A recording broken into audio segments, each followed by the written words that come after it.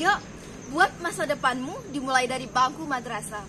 Jika kamu saat ini adalah seorang pemuda yang duduk di bangku madrasah, dimulai dari kelas 8 sampai kelas 12, maka jangan terlena.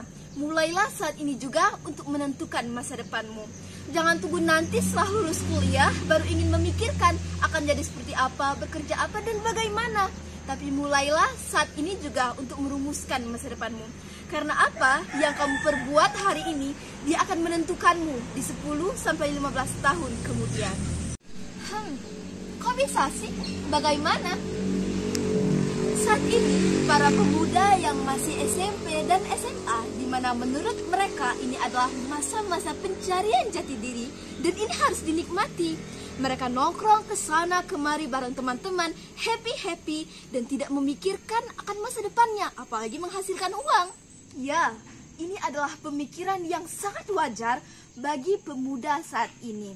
Tapi, bagi seorang pemuda yang tidak biasa, dia akan berpikir bahwa masa muda yang telah Tuhan berikan kepadanya adalah suatu kesempatan di mana dia bisa memaksimalkan semua potensi yang ada di dalam dirinya. Ada lulusan sarjana teknik, tapi jadi penjual sate. Ada lulusan kedokteran, malah buka bisnis travel. Ada juga yang lulusan pertanian, malah jadi kreator. Ada juga nih yang lulusan ekonomi tapi jadi motivator. Emang bisa ya? Gak apa-apa. Ya gak masalah kan? Apalagi kalau kita geluti dengan sungguh-sungguh. Ya tidak masalah kan? Terus apa sih hubungannya untuk anak madrasah seperti kita saat ini? Ya kalau untuk anak perkuliahan wajar ya, karena mereka setelah lulus kuliah otomatis akan terjun ke dunia pekerjaan. Tapi untuk kita yang masih madrasah, apa hubungannya? Untuk kita yang saat ini masih madrasah, kita sudah bisa mulai merintis akan seperti apa kita nantinya di masa depan, mulai dari sekarang. Dan bagaimana caranya? Yang pertama, gali, kenali, asah, dan praktekkan semua potensi yang ada di dalam dirimu. Jika kamu telah mengenali, mengasah, dan mempraktekkan semua potensi itu, maka dia akan menjadi keahlianmu. Jika ternyata kamu ahli dalam berdagang, ya tidak salah kan jika sejak SMA kamu sudah mulai berdagang. Dan siapa tahu saat kamu kuliah, bisnis yang kamu kembangkan itu sudah sukses. Sehingga saat kamu lulus kuliah nanti, kamu tidak perlu repot-repot lagi untuk mencari pekerjaan. Bahkan kamu sudah menciptakan lapangan pekerjaan untuk orang lain. Itu juga yang saya lakukan saat ini. Video ini merupakan langkah awal bagi saya untuk meraih cita-cita yang saya inginkan. Saya ingin menjadi seorang pembicara, entah itu psikologi, guru, entertain, atau apapun itu.